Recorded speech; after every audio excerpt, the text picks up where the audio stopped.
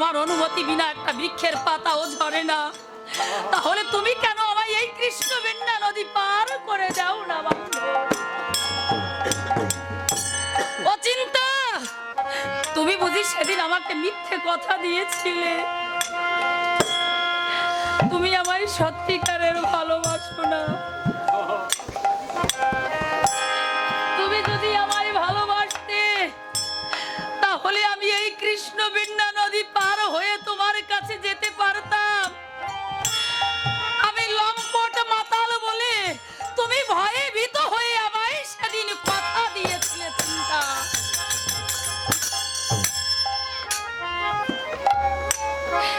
তুমি আমায় ভালোবাসো না, আজ আমি বুঝতে পেরেছি। চিন্তা,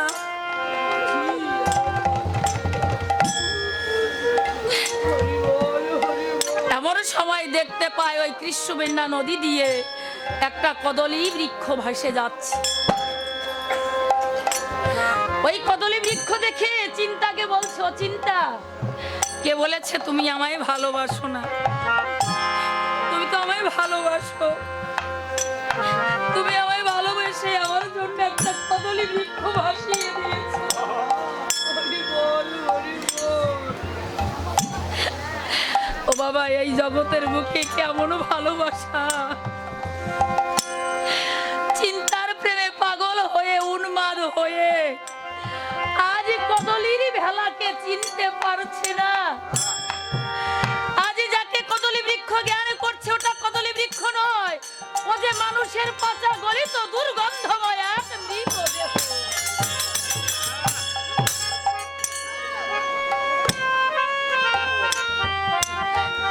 তাই কি করেছে? ওই মৃত দেহটিকে কদলী বৃক্ষ জ্ঞান করি বক্ষে জড়িয়ে ধরেছে।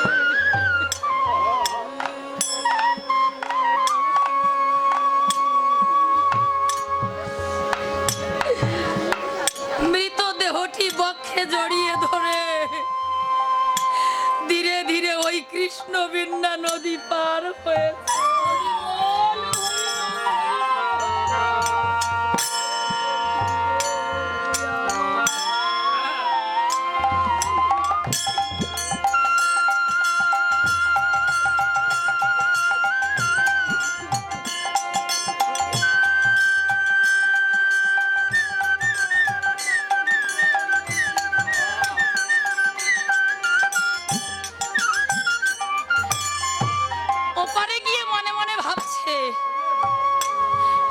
গভীর নিশীতে এসেছি, এই কদলী বৃক্ষটিকে আমি চরের উপরে তুলে রেখে যাব, কেননা হয়তো যাবার সময় আমি তোই পাবো না। তখন এই কদলী বৃক্ষের সাহায্যে আমি এই কৃষ্ণবেন্না নদী পার হয়ে যেতে পারবো। তাই ওই মৃত দেহটিকে চরের উপরে রেখে এবার রওনা হয়েছে চিন্তার বাড়ির দিকে। চিন্তার বাড়িতে গিয়ে দেখতে পায় চিন্তাও আমার প্রাচীরের দ্বার ভিতর থেকে বন্ধ করে রেখেছে। বিল্বমঙ্গল চিন্তা চিন্তা বলে চিৎকার করেছে, বলছে, ও চিন্তা, তুমি না আমায় কথা দিয়েছিলে জ্যোৎস্নার শেষে কৃষ্ণ পক্ষ চতুর্দশী রাতে আমি তোমার কাছে আসবো। তুমি কি ভুলে গেছো চিন্তা? আমাকে দেওয়া কথা কি তোমার মনে নেই? বল না চিন্তা।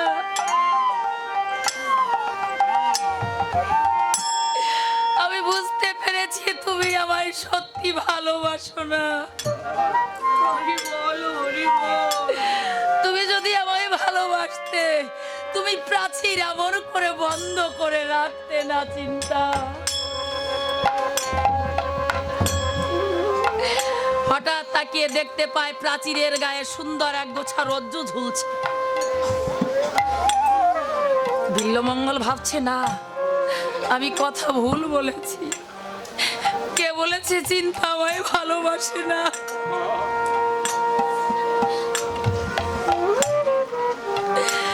ওই তো আমার জন্য সুন্দর এক গোছা রজ্জু ঝুলিয়ে রেখেছে। ওই রজ্জুর সাহায্যে আমি প্রাচীর পার হয়ে চলে যাব। আজই বিল্লমঙ্গল ঠাকুর যাকে রজ্জু জ্ঞান করছে, সেটা কি রজ্জু ছিল? ছিল না। ওই প্রাচীরের গায়ে বিষধর এক অজাগর সর্প লেজ ঝুলিয়ে দিয়ে একটা পাখির ছানা গ্রাস করছে।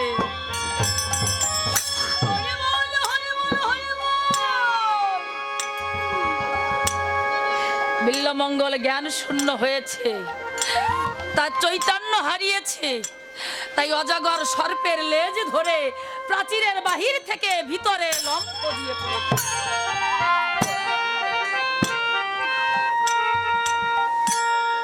কতটুকু ভালোবাসলে অজাগর সর্পকেও চিনতে পারে না। এবার বিল্লমঙ্গল ঠাকুর চিন্তার শয়ন মন্দিরের কাছে গিয়ে ডাক দিয়ে বলছে, চিন্তা, ও চিন্তা, একটিবার দরজা খোলো, যে দেখো তোমার বিল্লমঙ্গল ঠাকুর তোমার কাছে ছুটে এসেছে। চিন্তা, তাই তো বলেছি ও চিন্তা, একবার খোলো খোলো দ্বার। ওরে রাখি রাখিও না বাহিরে দাঁড়ায় মোরে। ও চিন্তা, একবার রাখি মেলে চাও, আমার কাছে টেনে লো। ওরে কোমল দু হস্ত বাড়িয়ে রে, একবার খোলো খোলো দ্বার, রাখিও না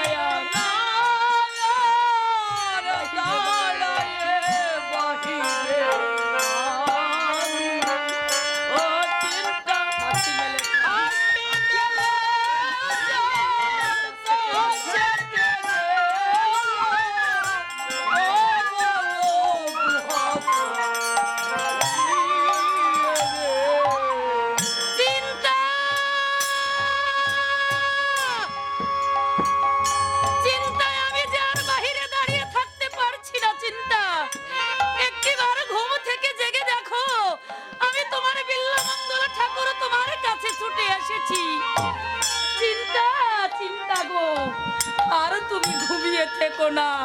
এই সুখের নিশি যে প্রভাত হয়ে যায়। চিন্তা,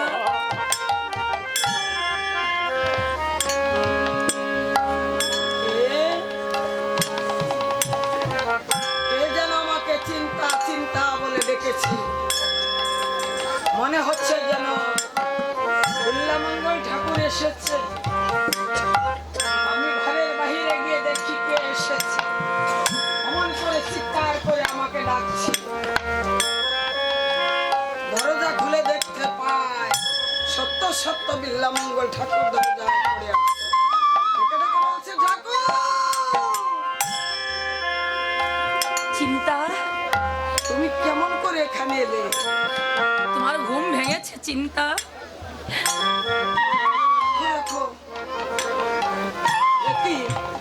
এত রাত্রে তুমি আমার কাছে ছুটে এসেছো, কিভাবে তুমি এই ভিতরে প্রবেশ করেছো, আর কিভাবে সেই যমুনা নদী পার হয়েছে? তুমি কি বলছো? চিন্তা, আমি কেমন করে প্রাচীর পার হয়েছি? কেন তুমি না আমার জন্য এক গোছা রজ্জু ঝুলিয়ে রেখেছিলে? তোমার দেওয়া রজ্জু কি আমি অবহেলা করতে পারি বলো? আমি ওই রজ্জুর সাহায্যে প্রাচীর পার হয়েছি। চিন্তা, রজ্জু ঝুলিয়ে রেখেছি না? আমি তো কোনো রজ্জু ঝুলিয়ে রাখিনি তোমার জন্য। তাহলে চলো, তুমি কি আমাকে দেখাতে পারবে সেই রজ্জু? কেন পারবো না, এখনো ঝুলে আছে। তাহলে চলো, আমি দেখতে চাই তোমার জন্য আমি কেমন রজ্জু ঝুলিয়ে রেখেছি। তাই চিন্তা দেবী একটা প্রদীপ নিয়ে আগে আগে হাঁটছে, আর বিল্লমঙ্গল চুপি সারে পিছনে পিছনে গেছে। আগে আগে চলে চিন্তা, প্রদীপ নিয়ে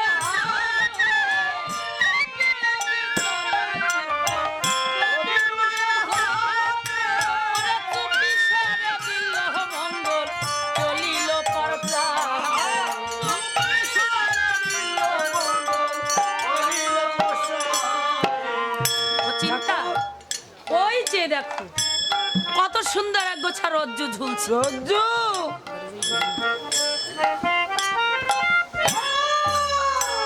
কি হয়েছে চিন্তা? যাকে তুমি রজ্জু মনে করেছো সে তো রজ্জু নয়, তাহলে ওটা কি চিন্তা? হচ্ছে বিষধর একটা সর্প। ভাগ্য তোমাকে গ্রাস করে। না চিন্তা, তুমি ভুল বলছো। আমি তো দেখতে পাচ্ছি ওটা এক গাছা রজ্জু। ঠাকুর, আমি বুঝতে পেরেছি আমি গভীর নিশীতে তোমার কাছে এসেছি বলে তুমি আমার সনে ছলনা করছো। ভুল বুঝেছো ঠাকুর, তুমি আমার প্রেমে পাগল হয়েছো। আচ্ছা ঠাকুর, কোথায় তুমি কদলির ভেলা পার হয়ে এসেছো, আমাকে কি দেখাতে পারো? তোমার গাত্র দিয়ে কেমন চলো, দুর্গন্ধ ভেসে দেখি। তোমার চিন্তা। গাত্র দিয়ে দুর্গন্ধ ভেসে আসছে। তুমি কোন কদলির ভেলা পার হয়ে এসেছো এ পার? আমাকে কি দেখাতে পারো? আমার গাত্র দিয়ে দুর্গন্ধ ভেসে আসছে। কই, আমি তো পাচ্ছি না চিন্তা। ও চিন্তা, আমি বুঝতে পেরেছি তুমি আমায় ভালোবাসো না। তুমি যদি ভালো না বাসো আমায় বলে দাও, আমি চলে যাব। তবে তুমি আমায় মিথ্যে অপরাধী করো না চিন্তা। না না ঠাকুর, আমি দেখতে চাই তুমি কেমন কদলির ভেলা পার হয়ে পার এসেছো। বেশ, তাহলে চলো আমি তোমায় দেখাবো। আজ বিল্লমঙ্গল ঠাকুরকে নিয়ে চিন্তা ওই কৃষ্ণ বেন্না নদীর ঘাটে গিয়ে দেখতে পাই যে বালু চড়ার উপরে পড়ে আছে। তাই ডাক দিয়ে বলছো চিন্তা, ওই কে দেখো, ওই তো সেই কদলিরই ভেলা চিন্তা। চিন্তা, এর একটা উলুর ধ্বনি দিয়ে আমরা বৃন্দাবনের পথে রওনা হই।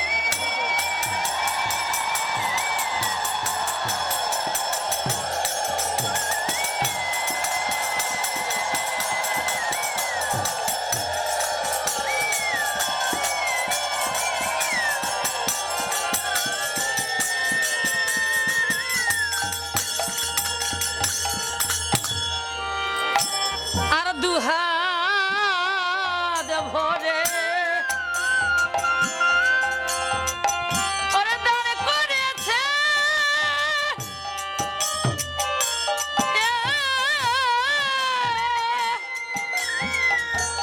আমার প্রাণের কানাই রে, ও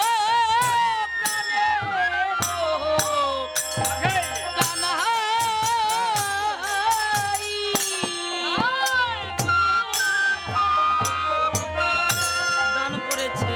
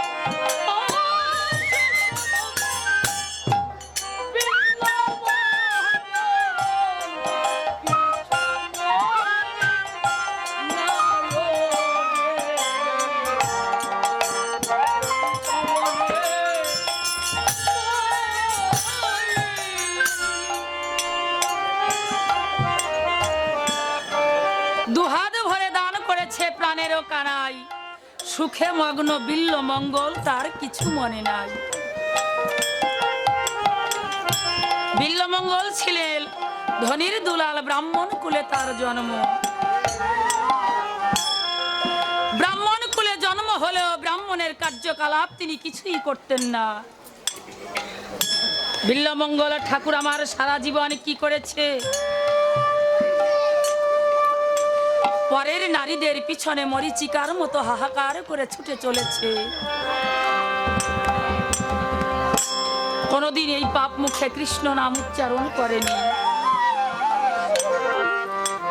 তবে বিল্বমঙ্গল ঠাকুর যদিও ব্রাহ্মণের কার্যকলাপ তিনি না করতেন, তার একটা গুণ ছিল। সে কি করতেন? ও সে দান করে আর ধ্যান করে না। ঠাকুর দান করে ধ্যান করে না। ওরে তার দেহ ভরা ময়লা আবর্জনা দান করে ঠাকুর ধ্যান করে না।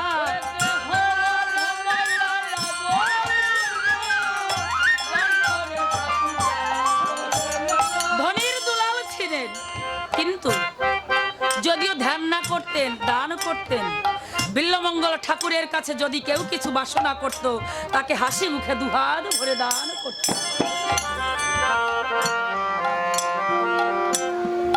বিল্বমঙ্গল ঠাকুর একদিন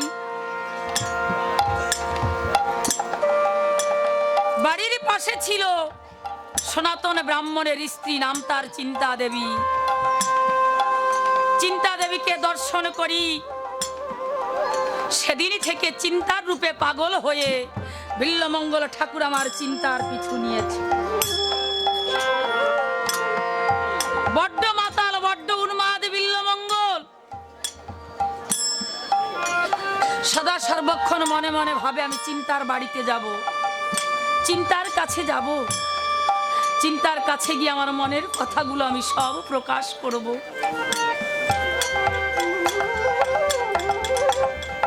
তাই একদিন বিল্বমঙ্গল ঠাকুর আমার কি করেছে? চিন্তার বাড়িতে যাবে বলে রওনা হয়েছে। কৃষ্ণবেন্না নদীর ঘাটে গিয়ে উপস্থিত হয়েছে। এমন সময় দূর থেকে দেখতে পায় চিন্তা আমার কলসি কক্ষে করি ওই কৃষ্ণবেন্না নদীতে জল নিতে এসেছে। এই চিন্তার চলার পথ রোধ করে বিল্বমঙ্গল ডাক দিয়েছে, দাঁড়াও চিন্তা। ঠাকুর, তুমি কেন আমার পথ রোধ করে দাঁড়িয়েছো বলো? সরে যাও, আমি জল নিয়ে গৃহে যাব, ঠাকুর পূজা করতে হবে আমার। সরে যাও। চলে তো তুমি যাবেই চিন্তা। জানো, বহুদিন থেকে আমার মনে একটা কথা তোমাকে বলবো বলবো মনে মনে ভেবে বসে আছি, কিন্তু আমি বলতে পারি না। আজ যখন তোমার দেখা পেয়েছি, আজ আমি তোমাকে আমার মনের কথাগুলো বলবো, তুমি একটু শুনবে চিন্তা। ঠাকুর, তোমার কথা শোনার আমার সময় নেই, কেননা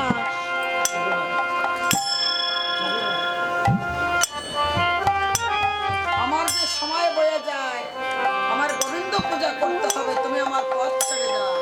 দাঁড়াও চিন্তা, আজ যখন তোমাকে পেয়েছি কিছুতেই আমি পথ ছেড়ে দেব না চিন্তা। তোমাকে যে আমার কথাটা শুনতেই হবে চিন্তা। তাহলে বলো তুমি কি বলতে চাও। তার অগ্রে বলো না চিন্তা, আমি যে তোমাকে কথাটা বলবো তুমি আমার কথা রাখবে চিন্তা। ও ঠাকুর, রাখার মতো কথা যদি তুমি বলো তাহলে আমি রাখবো, আর রাখার মতো কথা না বললে আমি রাখতে পারবো না। না চিন্তা, এভাবে বললে হবে না। তুমি আমায় কথা দাও, আমার কথা তুমি রাখবে। হ্যাঁ, বলো ঠাকুর, কি বলতে চাও? আমি কি বলবো জানো চিন্তা? যেদিনই তোমায় আমি প্রথম দর্শন করেছি, সেদিন থেকে তোমাকে আমি মনে মনে ভালোবেসেছি। তোমাকে ভালোবেসে আমার হৃদয় মন্দিরে আমি তোমার জন্য সুন্দর একখানা আসন পেতেছি, আর আমি ভেবেছি আমার হৃদয় আসনে একমাত্র তোমাকে বসাবো চিন্তা।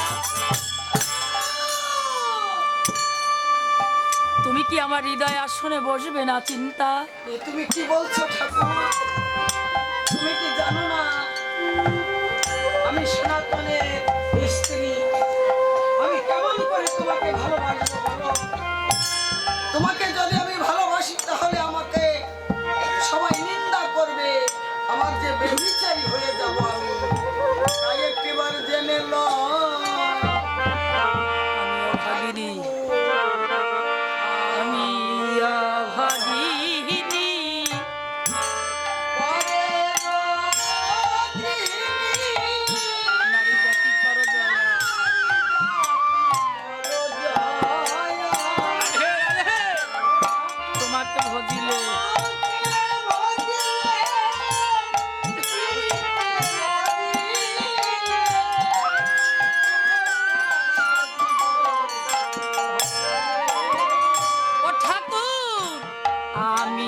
ভাগিনী ওরে পরের গৃহিণী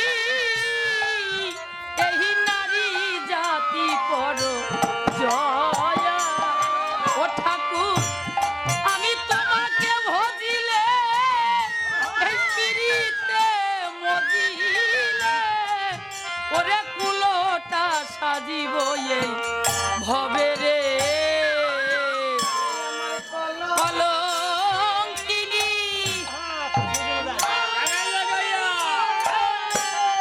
ওরে আমার কলঙ্কিনী ওরে নামরতি গাতুলমান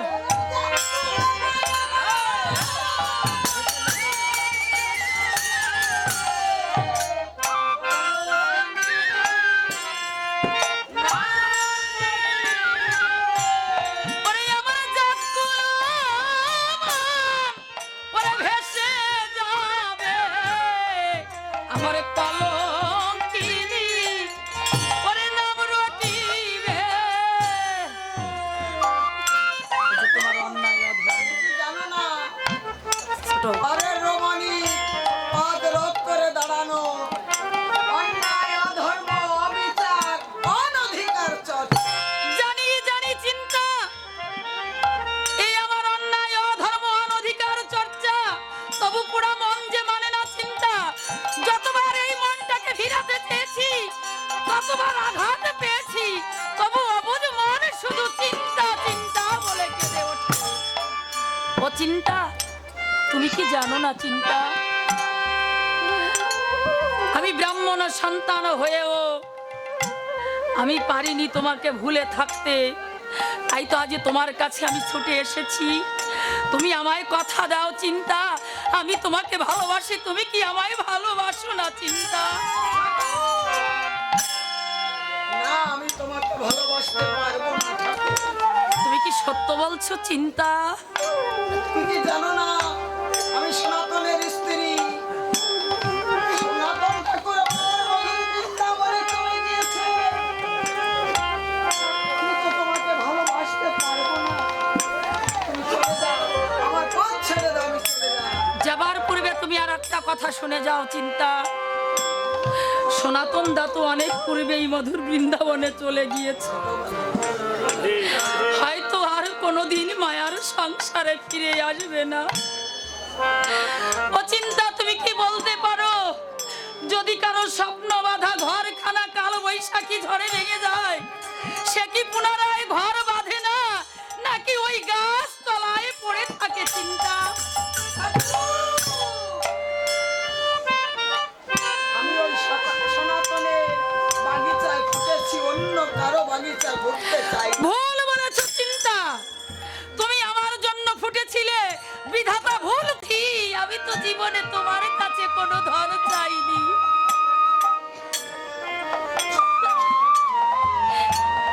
এই জীবনে আমি তোমার কাছে কিছু চাইনি আজ তোমার কাছে একটা মিনতি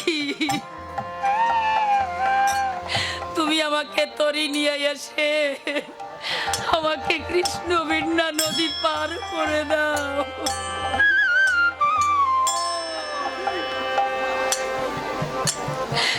আমি সারাটা জীবন শুধু মরিচিকার পিছনে হাহাকার চলেছে কিন্তু জানো আমার জীবনটা চলে গেল কিন্তু আমি কোনো নারীকে বাধ্য করতে পারিনি এই জগতের বুকে বিল্লমঙ্গল ঠাকুরকে কেউ চিনতে পারলো না মাঝি ও দয়াল মাঝি একটিবার তুমি আমার ডাকে সাড়া দাও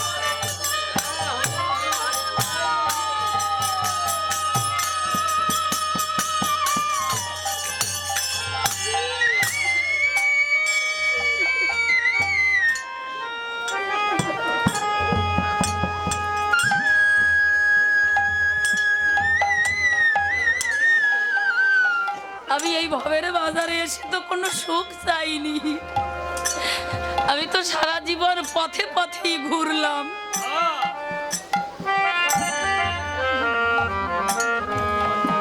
আমার জীবনটা কেমন জানো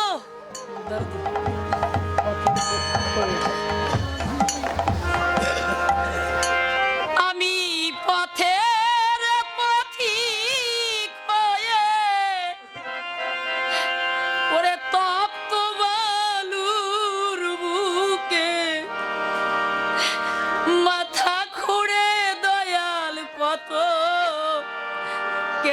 চেয়েছি দয়া,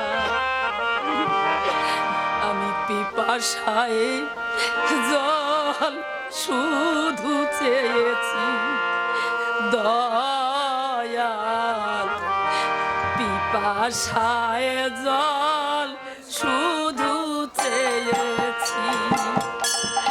ওই আমি পথের পথিক হয়ে ওরে তপ্ত বালুর বুকে মাথা খুঁড়ে দয়াল কত কেঁদেছি আমি, পিপাসায় জল শুধু চেয়েছি দয়া, আমি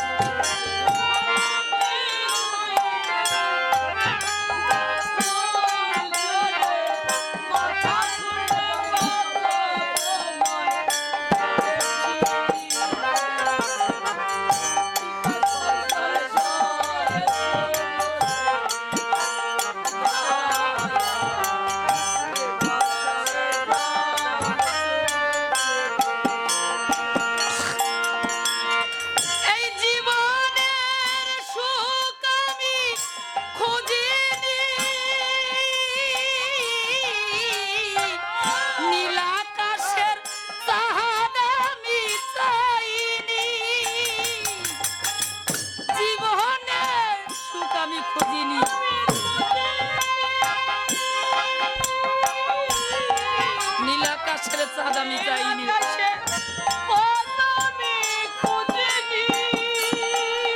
ওই জীবনে সুখ আমি খুঁজিনি, ওই নীল আকাশের চাঁদ আমি চাইনি, ওরে তোমার ভরসায় পথে চলেছি।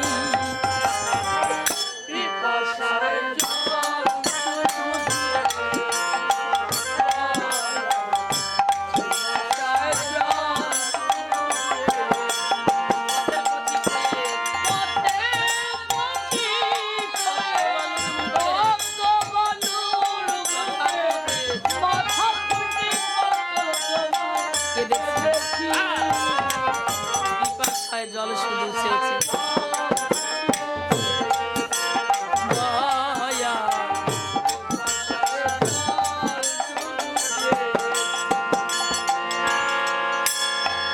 হে দরদি করে তোমাকে সনাতনের ও চিন্তা, তুমি যদি আমায় ভালো না বাসো আজ আমি কি করব জানো? এই কৃষ্ণবিন্যা নদীতে আমি আত্মহত্যা করব, এই আত্মহত্যার দায়ী হবে একমাত্র তুমি চিন্তা। এখন আমি কি করি? আমি যদি বিল্লাবঙ্গলকে ভালো না বাসি, সে যে কৃষ্ণবেন্না ঘাটে প্রাণ ত্যাগ করবে, মানব হত্যার দায় ঠেকবো আমি না। ছলে বলে কলে কৌশলে যে করে হোক না কেন, আজ চিন্তা আজ আমার ভালোবাসতে হবে ওই বিল্লামঙ্গলকে। সনাতনকে যেমন বৃন্দাবনে পাঠিয়ে দিয়েছি ভালোবেসে, তদ্রূপ ভালোবেসে বিল্লামঙ্গলকে পাঠাতে হবে। হ্যাঁ ঠাকুর, আমি কথা দিলাম আমি তোমাকে ভালোবাসি। সত্য বলছো চিন্তা? হ্যাঁ আমি তোমাকে ভালোবাসি। তাহলে বলো কোন দিনে কোন সময়ে কোন লগ্নে আমি তোমার বাড়িতে যাব চিন্তা? তাহলে তুমি জেনে লো, জ্যোৎস্নার শেষে কৃষ্ণ পক্ষে জ্যোৎস্নার শেষে কৃষ্ণ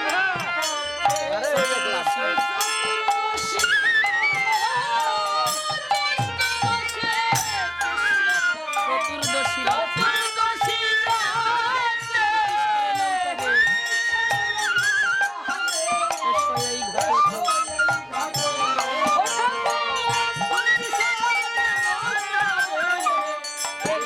এই ঘরে আর দুদিন পাহাড়ে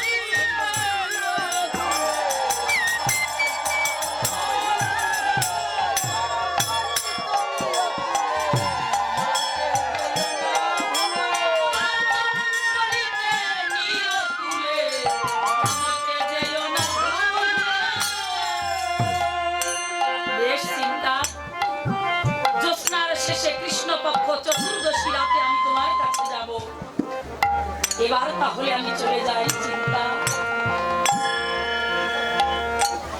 বিল্লমঙ্গল ঠাকুর চলে গেছে, চিন্তা কথা দিয়েছে। যখন চিন্তাও কথা দিয়েছে বিল্লমঙ্গল ঠাকুরকে, আজ বিল্লমঙ্গল এবং চিন্তার ভিতরে কেমন ভাব বয়ে যায়, জানো চারি চোখের মিলন হলো, জানো চারি চোখের মিলন হলো।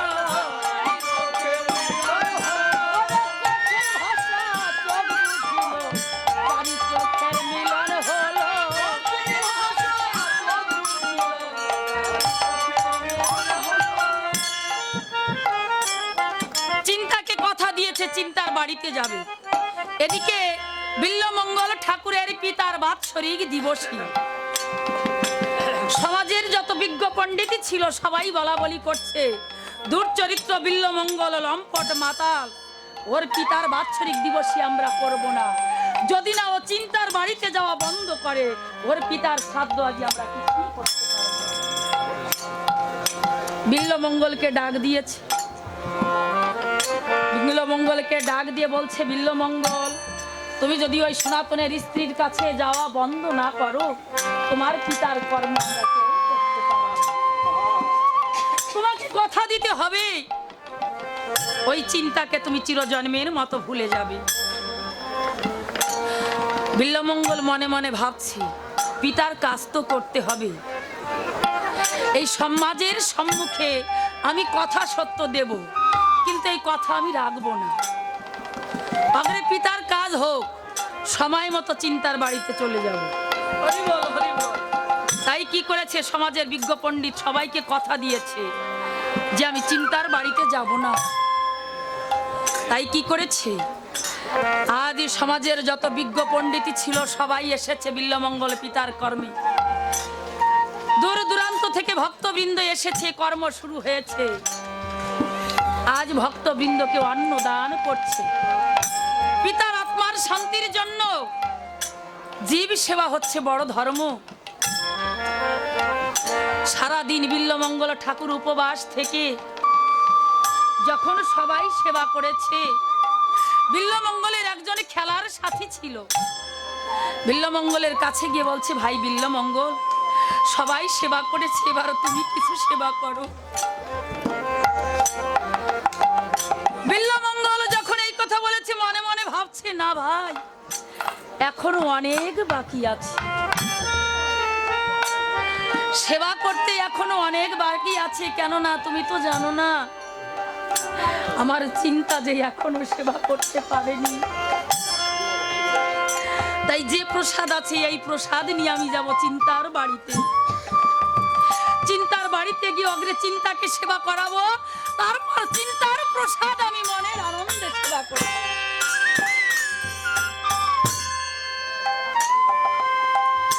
বিল্লমঙ্গল ঠাকুর আমার থালায় করে কিছু প্রসাদ নিয়ে আজ যাত্রা করেছে চিন্তার বাড়ির দিকে। যখন যাত্রা করেছে চিন্তার বাড়ির দিকে, ওই রজনীটা কেমন ছিল, জ্যোৎস্নার শেষে কৃষ্ণপক্ষ চতুর্দশী রাত। চিন্তা আমায় কথা দিয়েছিল, ঠাকুর জ্যোৎস্নার শেষে কৃষ্ণপক্ষ চতুর্দশী রাতে তুমি আমার বাড়িতে আসবে। আজই তো সেই রাত। চিন্তা যে আমার আশা পথপানে চেয়ে আছি, আমি কখনো যাব চিন্তার কাছে, চিন্তার মনোবাসনা পূর্ণ করব। তাই থালায় কিছু প্রসাদ নিয়ে রওনা হয়েছে গভীর নিশীতে। ওই নিশীটা কেমন ছিল, অমাবস্যার ঘন ঘট অন্ধকার, আকাশে বিদ্যুৎ চমকাচ্ছে, ঝিরঝির করে ঠান্ডা হাওয়া, কিনকিন করে বাবলা পাতার বনে মরে মিটিমিটি করে জোনাকি পোকারা জ্বলছে। অন্ধকারে পথ চলতে পারছে না, আবার হুচট খেয়ে পড়ে যাচ্ছে, আবার বিদ্যুৎকে ডাক দিয়ে বলছে, ও বিদ্যুৎ তুমি আর একটি বার চমকাও বিদ্যুৎ, আমি যে অন্ধকারে পথ চলতে পারছি না বিদ্যুৎ। আমার চিন্তা, আমার আশা পথপানে হয়তো অনাহারি বসে আছে।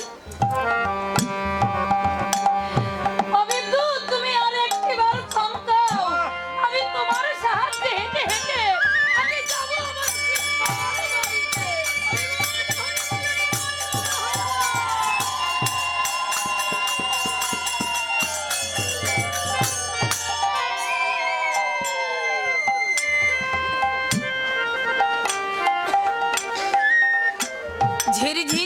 বৃষ্টি পড়ছে, কিনি কিনি করে ঠান্ডা হাওয়া বইছে। বাবলা বনের ফাঁকে ফাঁকে জোনাকি পোকা মিটি মিটি করে জ্বলছে। অন্ধকারে পথ চলতে পারছে না, কখনো হুচট খেয়ে পড়ে যায়। যখন অন্ধকারে পড়ে যায় তখন বিদ্যুৎকে ডাক দিয়ে বলে, ও বিদ্যুৎ, তুমি আর একটি বার চমকাও, আমি তোমার সাহায্যে হেঁটে হেঁটে আমি যাব আমার চিন্তার বাড়িতে। বিদ্যুৎ এমনি ভাবে পথ চলতে চলতে কৃষ্ণবীণা নদীর ঘাটে গিয়ে উপস্থিত হয়েছে। নদীতে গিয়ে দেখতে পায় ঘাটে কোনো খেওয়া নেই। কেমন করে খেওয়া থাকবে? ওই ঝড়ের নিশীতে কি ঘাটে কোনো খেওয়া থাকে? ঘাটের মাঝি যার যার গন্তব্যে ফিরে গেছে। সারা পৃথিবীটা যেন ঘুমিয়ে পড়েছে, শুধু বিল্লমঙ্গল ঠাকুর জেগে আছে চিন্তার অপেক্ষা। কৃষ্ণবীণা নদীতে গিয়ে আজ ঘাটের মাঝিকে ডাক দিয়েছে, মাঝি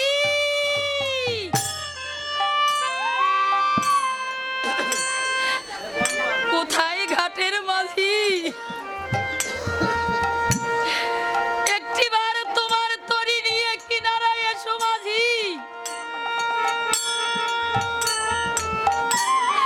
ও মাঝি, দেখে যাও আমি যে বড় পারের দায় ঠেকেছি মাঝি।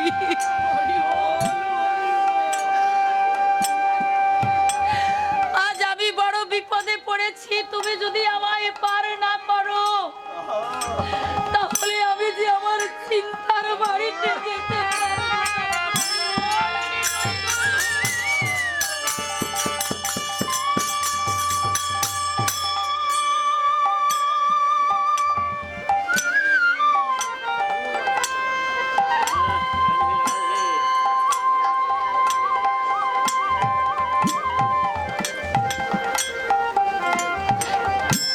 মাঝি, তুমি কেন আমার ডাকে সাড়া দিচ্ছ না?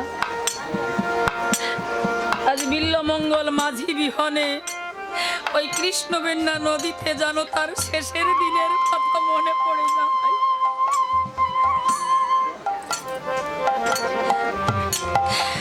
ঘাটের মাঝিকে না পেয়ে বিল্লমঙ্গলের শেষের দিনের কথা মনে পড়ে গেছে। মনে মনে ভাবছে, যেদিন আমার খাঁচা ছেড়ে প্রাণ পাখি উড়ে যাবে,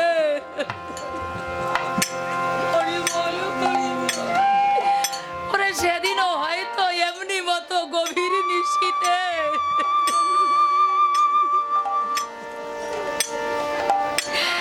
আমার একাকিনী এই ঘাটে দাঁড়িয়ে থাকতে হবে।